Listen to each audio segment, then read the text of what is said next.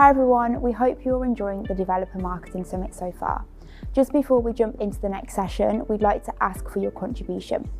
We're currently running a Tools of Choice survey where you can tell us the tools and platforms you use every day in your role. This could be CRM, social listening, SEO tools, and more. By contributing to this report, you can help us map out the ultimate directory of tools used by developer marketers around the world and get a powerful library of tools that will save you money and time on research, generate value to your company, and help you gain an edge over your competitors. Simply take our Developer Marketing Tools of Choice survey to have your say. I'll be sharing the link to take part in the live chat, but for now, back to the Developer Marketing Summit.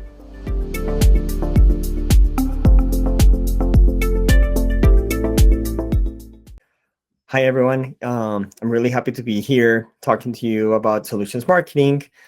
Before we get started, just a little bit about myself. I'm Mauricio Vergara, and I currently work at Google, looking after the Americas region, marketing some of our technical products such as Android and Google Play.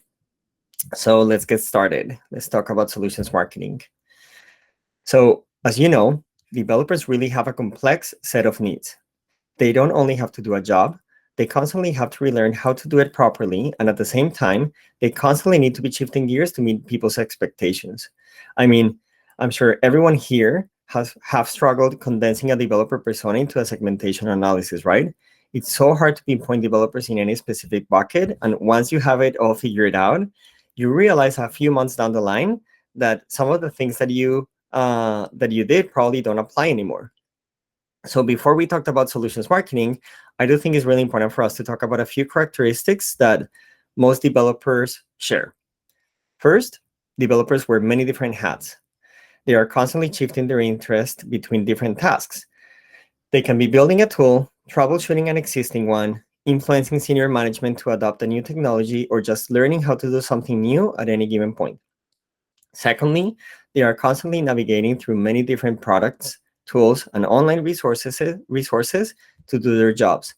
And finally, they are managing the expectations of many different stakeholders, be that convincing others that a tool is worth using, or for instance, meeting their PM requirements.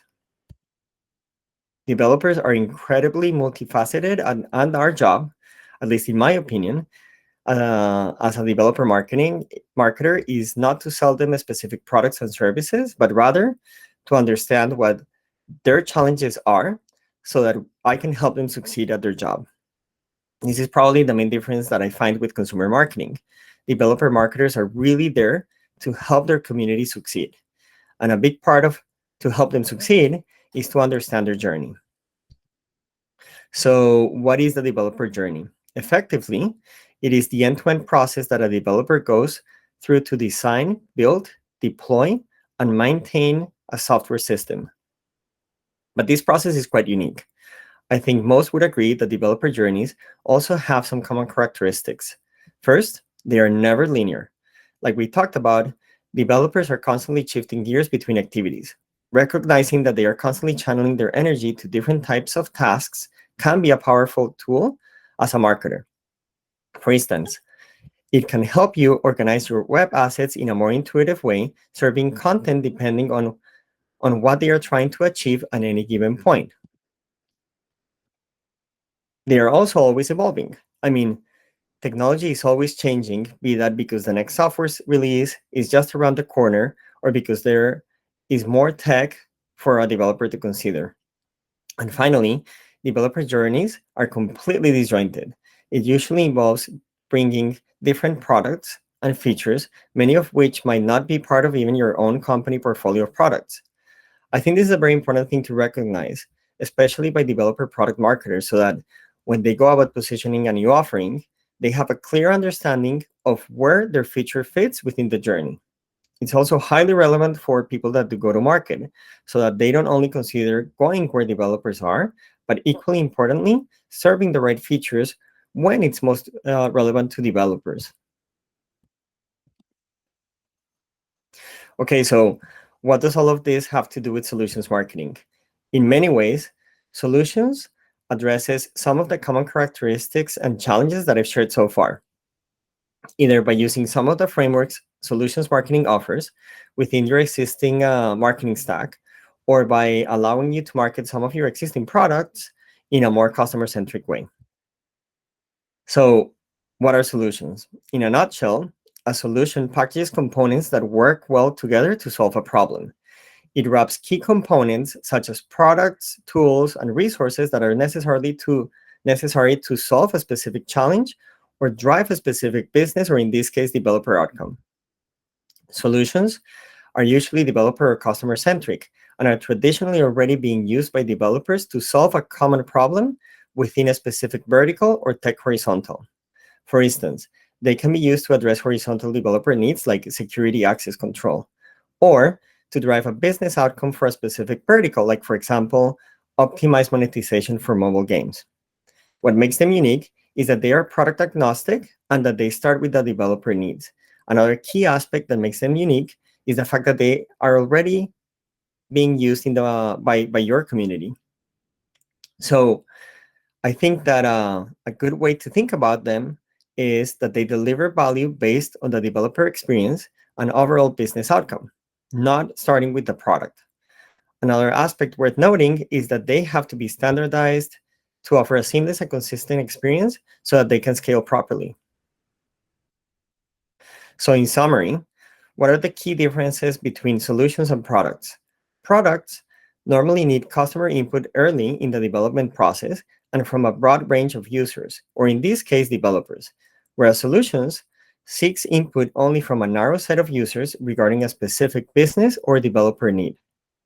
Also, a product normally has single attributes and functionality, whereas solutions integrates many different components. This also means that products are usually developed by an engineering team within a single product area compared to solutions, which requires a close collaboration between marketing, engineering, business development, product, and even support to be able to properly map the developer journey, keep it up to date, and market it properly. Finally, there are key differences in the knowledge management system. For products, it's relatively straightforward in the sense that you can capture and document processes into a single knowledge management system. Whereas for solutions, where you truly need to aggregate many disparate resources into a clear pathway. So to sum it up, solutions are a blueprint of how products and resources meet specific needs and objectives. I want to stop here for a minute and talk about what I mean by resources in the context of solutions. So code labs, learning resources, documentation, developer forums, blogs, all of these are part of what I call solutions resources, or the knowledge management system. Having the capacity to identify the most critical ones and map them back to the developer journey is a critical aspect of solutions marketing. In fact, this constitutes one of the main components of the two most basic levels of solutions you could offer. So let's take a look at the different levels of solutions. The simplest solution is really repackaging existing tools, products, and resources to address issues, support discovery, and learning. In other words, there is no product development involved.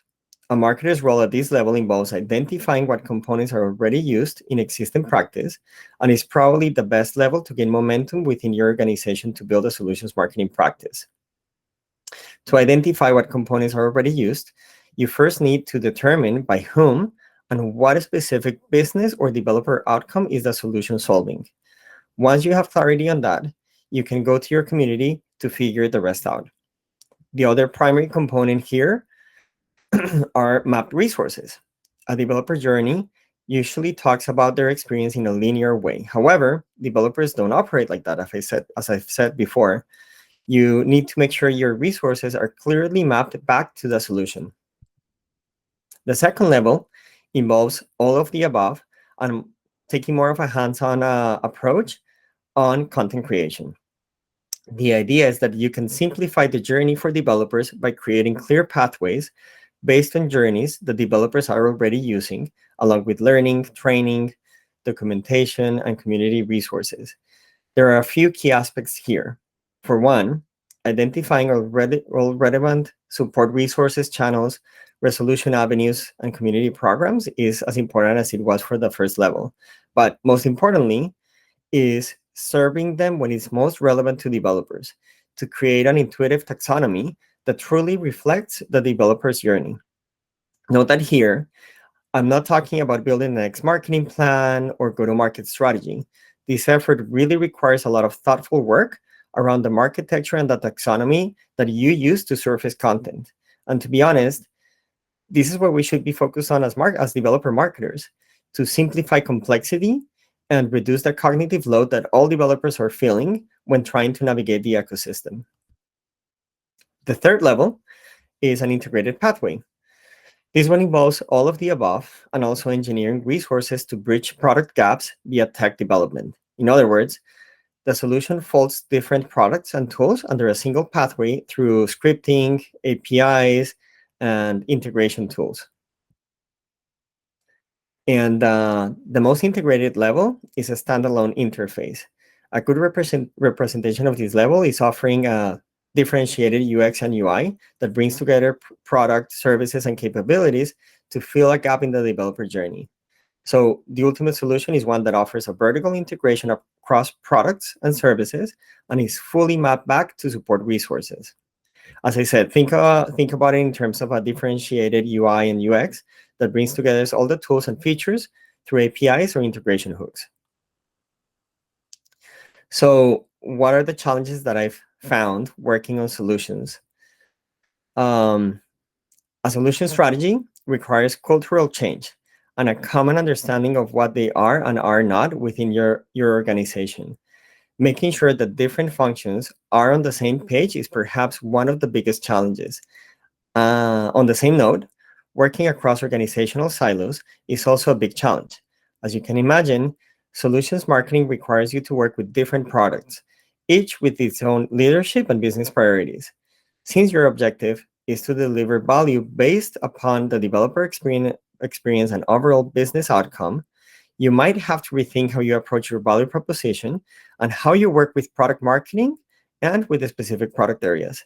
In fact, in many cases, product marketing is and should be responsible for solutions marketing, and solutions marketing will always have an impact on how you're marketing specific products. Usually, solutions marketers do much more than just marketing solutions, which, in my opinion, might explain why they don't use solutions in their language. So here are some of the best practices and tips I found when considering setting up a solutions marketing practice or using it as a marketing strategy. The most important aspect is to have commitment from your executive team. In particular, executives that look after more than one product or have transversal responsibilities across the company's portfolio of products. It is also crucial to have full support from the most senior marketing stakeholders. These are by far the most important aspects for success. Another key aspect is your executives' willingness to stay the course. Solutions marketing takes a lot of time. Identifying and committing to a specific solution takes time. Getting approval for a marketing and branding strategy will take time. Trying to market solutions while at the same time you might need to take care of the next product launch takes time, and you haven't even gone to market yet. So unless you're willing to stay the course, you won't see the payoff and will probably abandon the approach too early. In fact, working on a solutions marketing strategy at Google, my main executive sponsor left the company in mid-flight. This was an incredible blow to the initiative. We were finally able to get it back on track, but we lost precious time in doing so, and it affected the continuity of the program. Again, it's very important to have commitment from senior leadership and hopefully from more than one single exec beyond marketing. Finally, you need to embrace the approach as a different way to market. You heard me before talk about how solutions marketing is meant to deliver value based on the developer experience. And as you can imagine, this might be a bit different from the traditional product marketing approach. So thank you so much for listening. I'll stop here because I want to dedicate a good amount of time for us to do some Q&A.